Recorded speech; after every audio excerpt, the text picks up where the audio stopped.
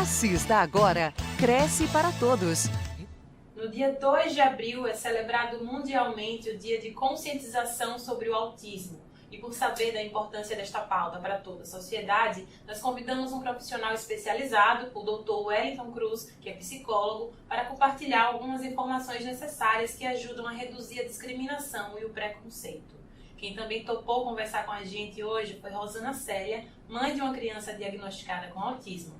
Rosana é colaboradora aqui no Cresce Sergipe. Seja bem-vindo, Dr. Wellington. Seja muito bem-vinda, Rosana. Nós vamos começar essa conversa aqui com o Dr. Wellington se apresentando e explicando o que é o autismo. Olá, Tainá. Olá, Rosana. Então, o autista é um indivíduo diferente, né? Ele tem características, né, diferentes de qualquer um outro indivíduo, né? Porque a gente tem tanto autistas crianças como autistas também já adultos. Inclusive está existindo muitos diagnósticos tardios, né? Tem muita gente hoje, muitos adultos se descobrindo autista agora. E então é um indivíduo que tem características diferentes. Ele tem uma condição diferenciada, né? Que a gente tem aí, né, questões genéticas envolvidas, que é influenciado também pelo ambiente e que a gente está aí estudando. Tem muita coisa ainda sendo apresentada, né, como definição do autista, né? Mas ele está enquadrado, né, dentro de uma questão legal como uma pessoa, né, com deficiência. Porém, há muito preconceito, há muita dúvida, há muito que se esclarecer ainda sobre o autista.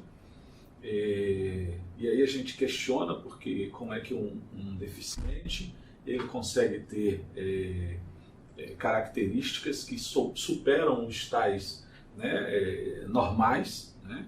Porque tem muitos autistas que conseguem desenvolver habilidades, né, excepcionais, enfim, chegam a níveis de profissionais, de serem profissionais, né, com uma capacidade muito grande, né, um aprendizado muito grande, né? Então, em muitos casos, os autistas eles estão numa condição muito superior àqueles tidos normais, né? Mas não é uma doença, por isso que a gente procura não usar a questão de sintomas, porque sintomas estão mais relacionados à doença, o autismo não é uma doença.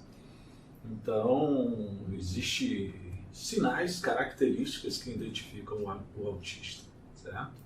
Entendi. Rosana, conta pra gente como foi o diagnóstico do seu filho, como foi que você começou a perceber a necessidade de levar para um profissional.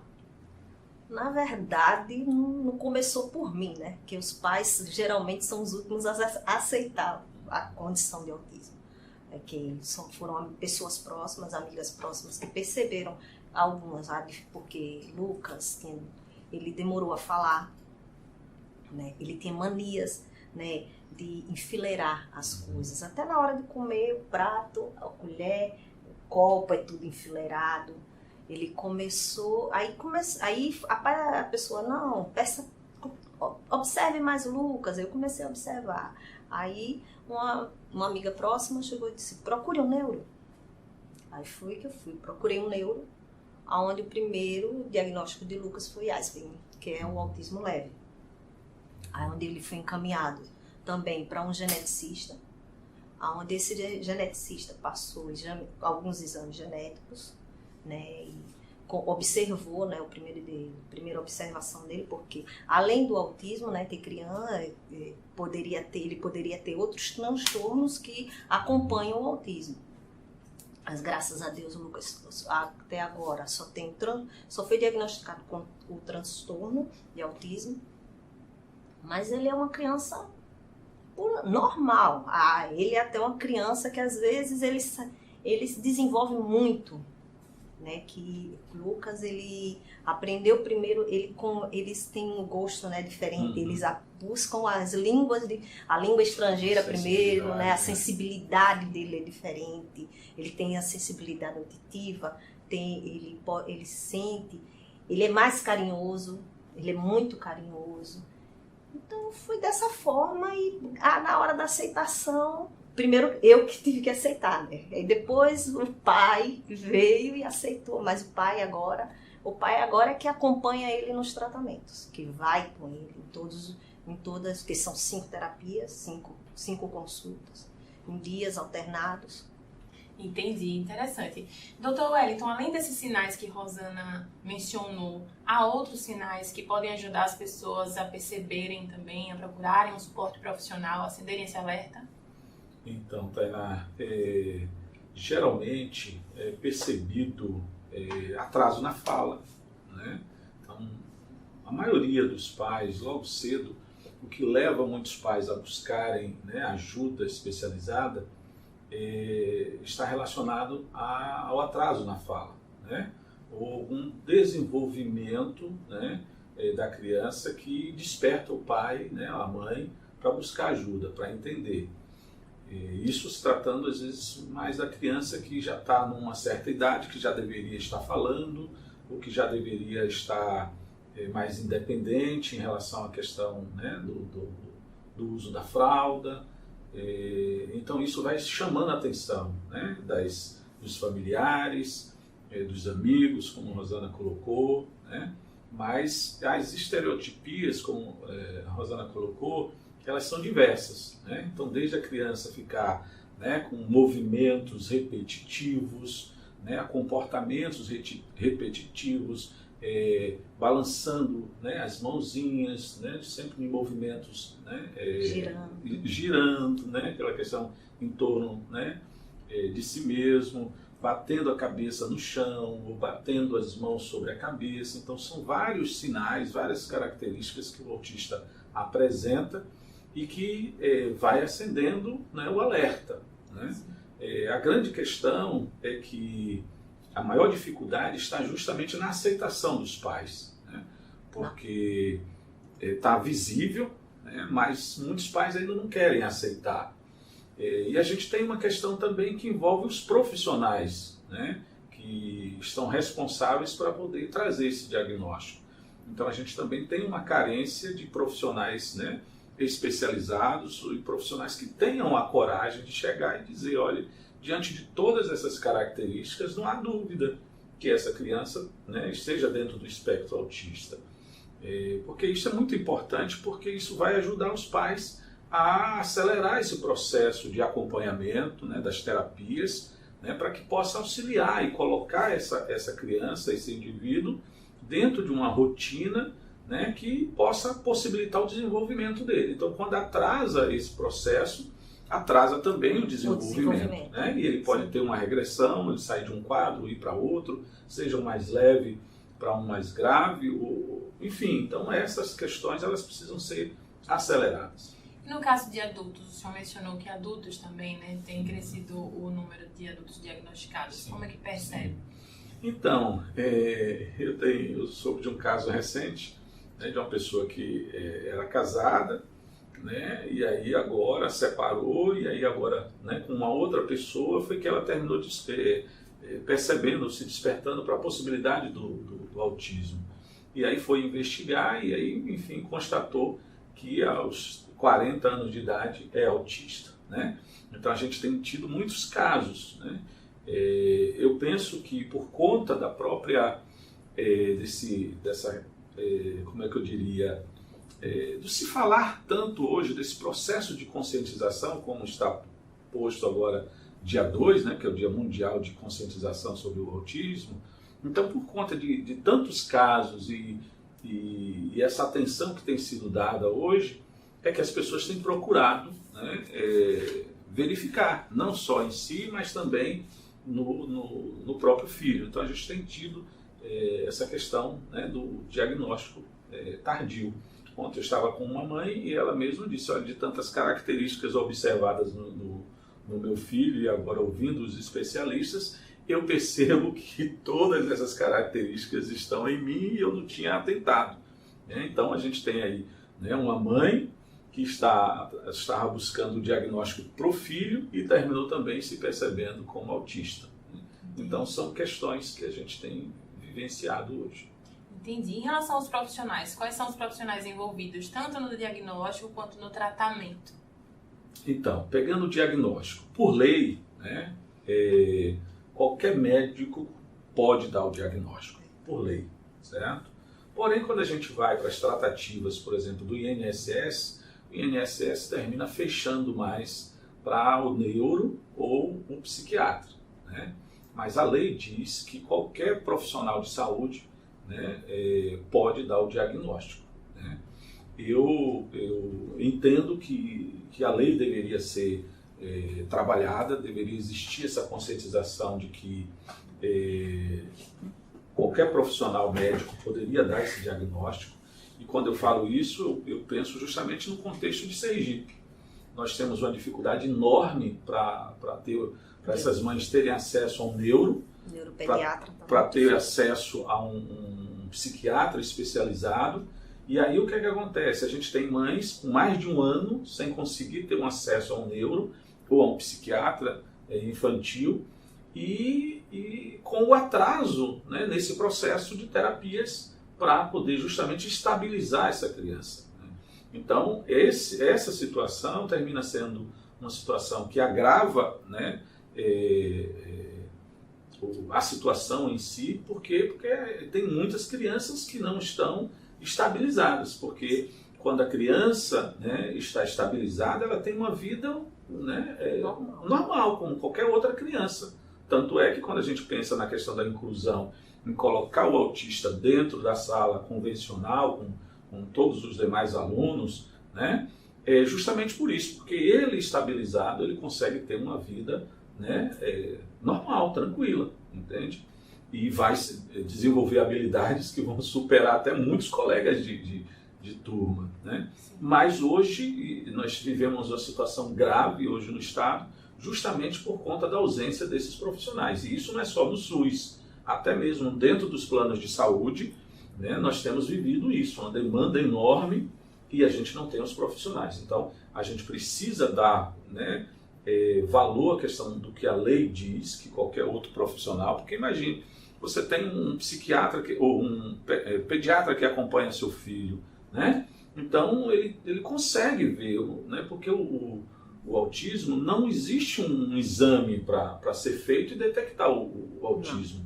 Ele é uma questão de comportamento, né? É um diagnóstico clínico, com observação. Nem tem característica, né, física. Nem tem característica física. É um dos desafios, entende? Né?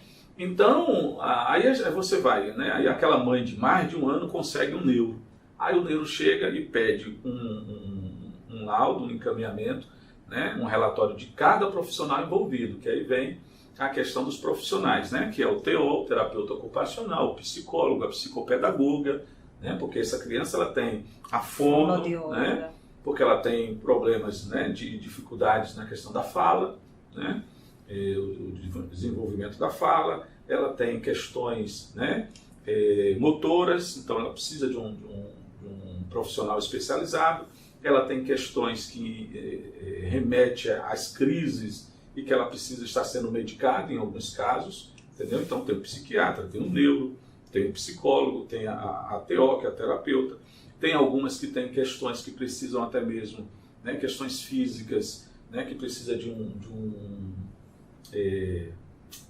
fugiu agora, um fisioterapeuta, entende? E quantas terapias outras forem acrescentadas, melhor. Ela tem também a questão, muitas crianças têm seletividade alimentar, que precisa de um acompanhamento de uma nutricionista. A maior parte entende? deles. E a maior parte. Então é uma equipe multiprofissional, entende? Que infelizmente tudo depende desse diagnóstico, desse laudo, certo? Que fica hoje restrito, né, fechado, né, por uma questão, eu entendo, mais de conhecimento, porque eu separo o diagnóstico do laudo, né? O laudo, laudar o diagnóstico, o transtorno, implica na questão dos benefícios, dos direitos, né? Então ele tem a questão do laudo, né, que o neuro precisa dar, né? Ou seja, laudar o diagnóstico envolve a questão de colocar esse autista, né, dentro dos direitos que a lei estabelece para ele.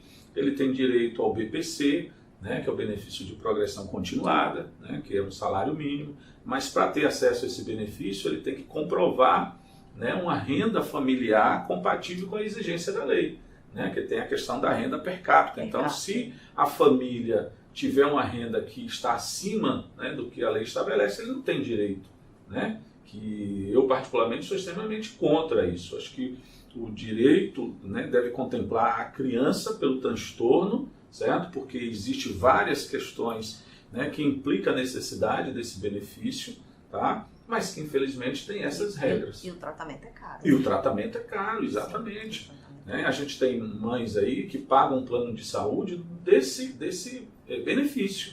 Eu tenho mães no nosso grupo que recebe R$650 de Bolsa Família, né? Paga aluguel ainda e ainda prefere, se vira no como buscar ajuda para comer, para se alimentar, mas paga um plano de saúde que não atende à necessidade da criança, né? Muitos planos de saúde, porque justamente tem a ausência do profissional, tem muitos profissionais se descredenciando dos planos de saúde, porque também o que eles ganham, né, não cobre as demandas deles. Então, nós temos uma situação, né, muito grave e que a gente precisa se reunir, né, a gente precisa, né, ter um movimento organizado, né, unido, para lutar em prol dos direitos dos autistas. Sim, interessante. É importante a gente ter consciência desses desafios, né? E por falar em desafio, Rosana, voltando para você, conta um pouquinho quais são esses desafios, os principais desafios que você enfrenta, o que você vem buscando de solução, o que você já está conseguindo de solução. Os principais desafios é dar continuidade ao tratamento dele, né? Ele dá sempre ele não perder nenhum dia de tratamento, nenhum dia dos psicólogos, porque quanto mais cedo, como ele começou já cedo o tratamento, graças a Deus, a probabilidade dele ter uma vida normal, né, que não ter dificuldades no futuro, é muito grande. Então eu busco colocar a vida do Lucas dentro da normalidade. Não busco diferenciar ele em nada do meu outro filho. Ele tem o mesmo tratamento que eu dou a um, eu dou ao outro, e para ele sentir que ele não é diferente, ele só tem uma coisa especial, uma coisa a mais só, e uma sensibilidade a mais só.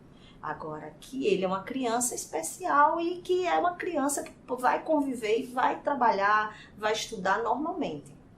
Entendi, muito obrigada. Rosana, eu vou pedir que você deixe para a gente fechar a conversa uma mensagem para quem está em casa assistindo a gente, de incentivo, de informação, fique à vontade. O que eu vou passar para as pessoas é que olhem, observem bem seus filhos, não tenham preconceito, não tenham medo, porque o autismo não é uma doença, o autismo só é uma situação, né, uma condição, onde a criança tem uma forma especial de ver o mundo. Então, olhe bem seu filho e acompanhe, dê bastante amor. Perfeito. Doutor Wellington, eu vou pedir que o senhor também deixe uma mensagem. Eu estou sabendo que tem o lançamento de um instituto que vai beneficiar as pessoas diagnosticadas com autismo por esses dias. Aliás, no dia do autismo, né, no dia 2, fala um pouquinho sobre esse instituto, chama o pessoal e deixa uma mensagem para quem está em casa. Perfeito. O Instituto vem, né, das minhas vivências enquanto psicólogo, e recentemente eu atendi um público, né, muito carente ali no Rosa de Maio, em Socorro, e me deparei com muitas mães, né, mães solo, como elas se intitulam, e passando por situações muito difíceis para poder ter acesso às terapias que seus filhos precisam, porque essas terapias elas não trazem cura, porque o autismo não é uma doença, mas elas têm, né, a condição de trazer esse autista, né, que é um indivíduo que tem características diferentes, que não é nada diferente de nós tidos normais. Nós temos características diferentes, certo? Seja questões culturais, seja questões que envolvem educação, enfim, nós trazemos, né, questões genéticas, né, comportamentos que vêm da genética, né, eu tenho comportamentos, né, adquiridos por conta do meu pai, por conta da minha mãe.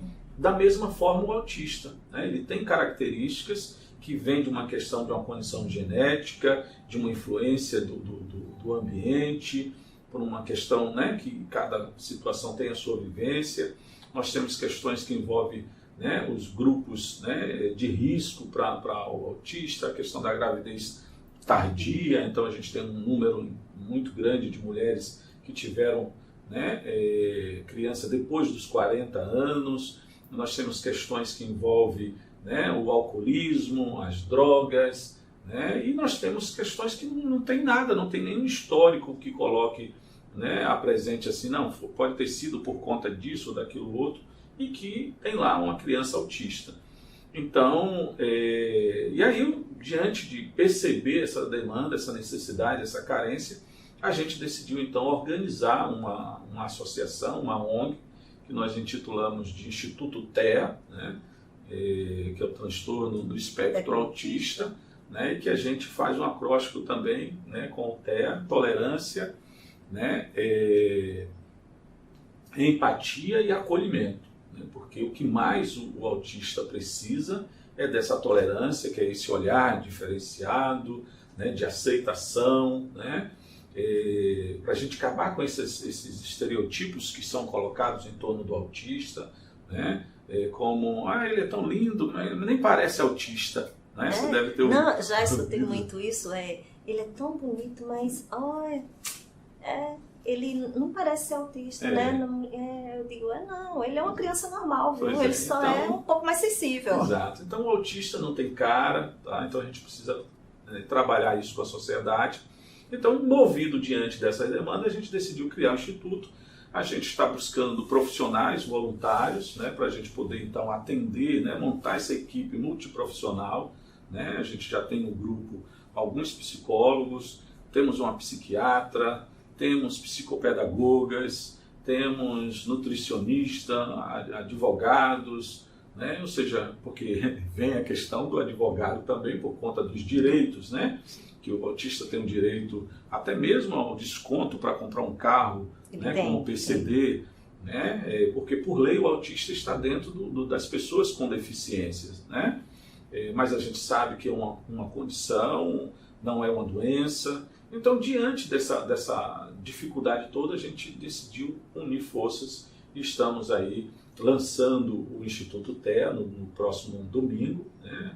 Vai acontecer ali o encontro no Ferreira Costa, das 9 até as 13, ali a gente vai ter algumas palestras, a gente então vai fazer o processo de formalização, apresentando a diretoria, enfim, e já estamos trabalhando, né, atendendo. Essa semana toda eu tive atendimento de algumas mães.